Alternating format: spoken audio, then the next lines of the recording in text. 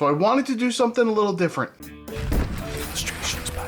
So when I'm creating videos and I look across the wall, I see my guitars, and I always think, I want to make a custom pickguard. It's something very simple. I'm not going to start drawing on a guitar just yet, but I will do a pickguard because that's easy to replace. It's like 15 bucks if you screw it up. It's no big deal.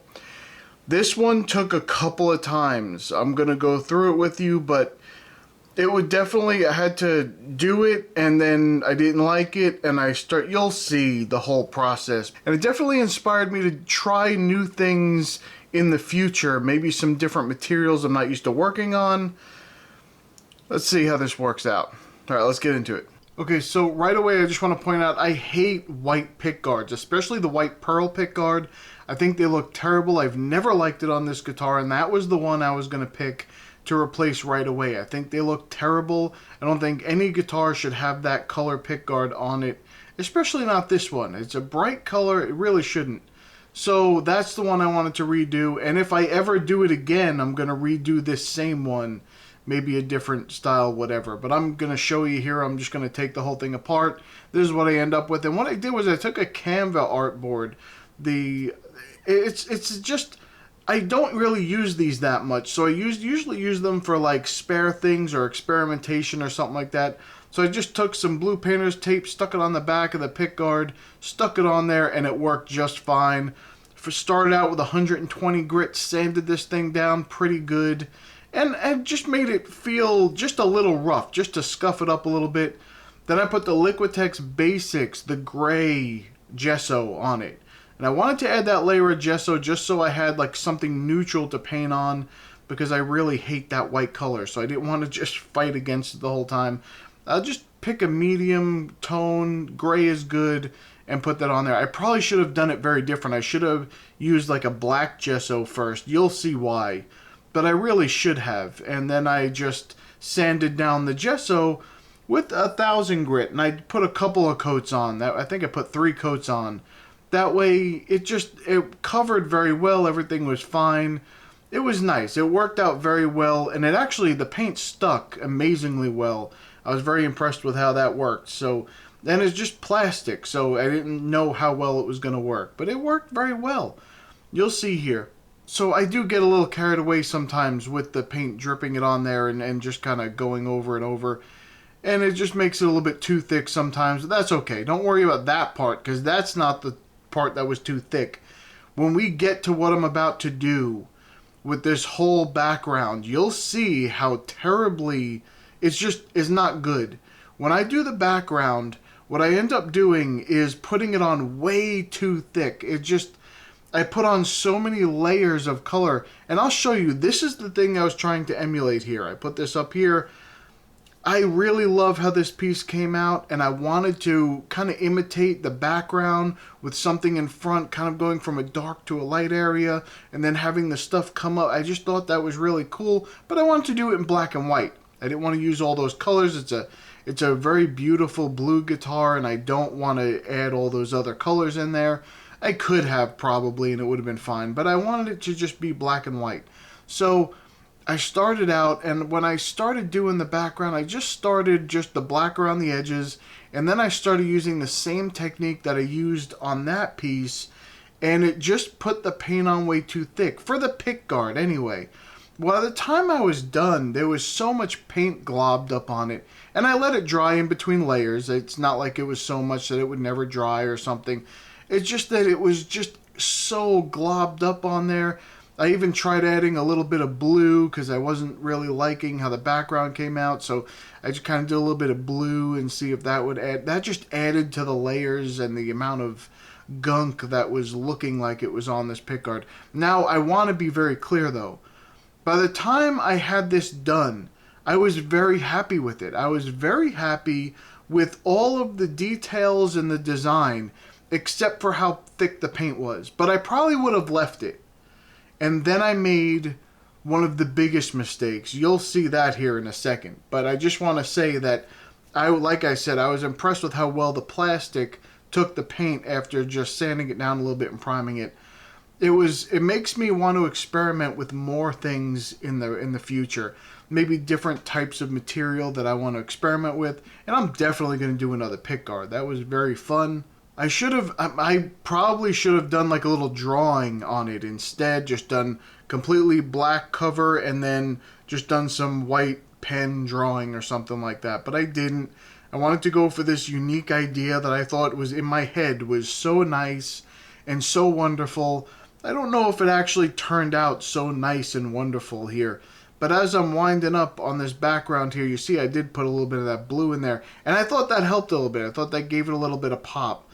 But it was too much. You can see the paint, like the peaks and valleys of the paint all over the place. And I said, okay, I'm going to just, let me add this and see what happens. So I started adding all of the white background, or all the white foreground rather, the main part of it. And I used white and different shades of gray, probably 3 or 4 different shades of gray to give it some depth and some... And I do enjoy how it came out. I like the way it looks. But I made a terrible mistake. I used the Liquitex Ultra Matte Medium, which sometimes when I seal acrylic paint, I'll use just like a very, very, very thin layer of the Liquitex regular matte medium. And just a very fine layer on top just to seal it in before I put any kind of varnish or whatever that is on top. Now this time I used the Ultra Matte Medium and I dropped it on there way too heavy. It destroyed the entire piece. I was actually going to just toss it and get a new pickguard and start again, but I figured why? Why would I have to do that? I already have this one. It already has some stuff on it. I'll just sand it off down to the primer again maybe and just start over again and do something over, and then I'll know to seal it with something different next time. And you can see I'm trying to scrub away all the extra from the holes. I went over it a couple of times just trying to flatten it out, making it look a little bit nicer. It didn't get any nicer. It dried with that white film on top of it, and I definitely should not have done that. So I started sanding it all off, and while I'm sanding it off, it did sand off down to the white. But I noticed, I was like, wait a minute, this looks kind of interesting. So when I ran upstairs, grabbed my paints, came back down to the garage, and started painting in some of the black areas around the edges and said, maybe I can save this. Because now it looks kind of like, I don't know if it's possible, but it's kind of like an acid wash painting. Like you just threw some rocks across it. It looks very dirty and grimy and grungy. And I thought, well, maybe that could actually work. So I started painting in all the black around it, and then started accenting some of the white again. And then I actually went back in with the black again and put a little bit more of a contrast throughout the whole piece. Because in the middle there, you still see a lot of white, and I didn't want that. I wanted it to look very... I just wanted it to look good. And I apologized for the lighting in this shot, because either side of the pickguard I was trying to film from in my garage, the lights are not set up right, and I didn't have any lighting close to me, so I just wanted to film it. I had the camera next to me because I was sanding it, so I was like, okay, you know what, I'm just going to film this, and however good it comes, it comes. But you'll see, once I bumped up some of the white and the black parts and made some more contrast in there, and I did leave some of the gray areas around the white to almost make it look like it was glowing a little bit. It worked very well. I was actually very happy with it, even though I liked how it was the first time much better. I'm still happy with the way it came out, and I enjoy it. I think when I look at it on my wall, I think it looks nice. I think it's fine.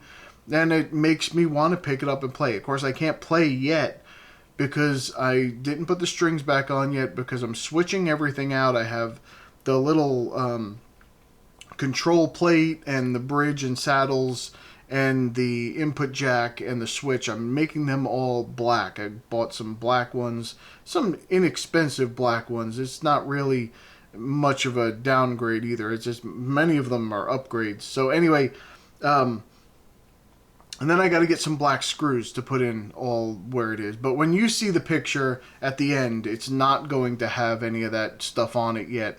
It'll just still have the original hardware on it, and I just didn't put the strings back on yet. But I did put it back together just so you could see how it looks in the contrast of the actual guitar. And I think it looks much better than that white. I don't know why they even make something like that. I can't stand it. And here I'm using that low odor Krylon finish. It's actually a latex finish, so it dries completely clear. You do see a little bit of a white film on there, and I've done a couple of coats. You're not seeing it, but I did a coat, then I let it dry. I did another coat, I let it dry. So I did a few coats, 3 or 4 coats of this stuff. It dries completely clear, and I really like the way that this came out. So now it's a sprayable latex, so you can do this inside, but I did this all outside. And now I'm going to show you a couple of pictures of the Pickguard side by side, or the before and after shots. And I think that I'm very happy with this. I enjoy it. I hope you did as well. I hope it encourages you to, at least not if you don't have a guitar, don't worry about that. Just encourage you to start doing some things, maybe on some surfaces that you don't normally do them on. Just have some fun with it, experiment a little bit. I'm going to start doing maybe painting on some wood a little bit more, maybe some rocks a little bit. That's some stuff I wanted to try, and I may do that. So I encourage you to try that as well. It's just an experience. You have to try it out to see if you actually like it. So thumb up the video if you're going to go outside and paint your neighbor's hubcaps. No, don't do that.